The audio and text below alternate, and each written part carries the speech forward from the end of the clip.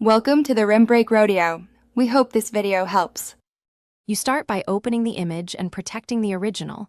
Duplicate or unlock the background layer so edits are non-destructive. Once done, select the Type tool and click where the current text is or where you want new text.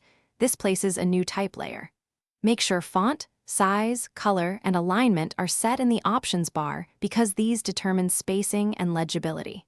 If replacing existing text directly, use the rectangular marquee to isolate the area and create a clean working area before you remove or hide the old text. You now remove or edit the existing text so the replacement looks natural. First, make a precise selection around the text using the lasso, marquee, or pen tool. Feather slightly if the edges are soft. Then use content-aware fill for photographic backgrounds or the clone stamp/healing brush for patterned areas. This restores texture and prevents halos. Once the area matches, create a new type layer and type your text.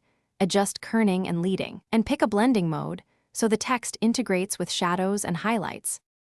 You finish by refining the new text so it sits seamlessly on the image. Convert the type to a smart object if you plan filters, or rasterize when pixel edits are needed, but keep a hidden copy of the type layer for future edits.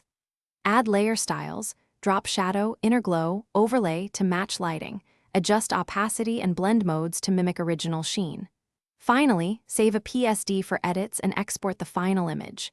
If colors shift, make sure color profile and image resolution match the target.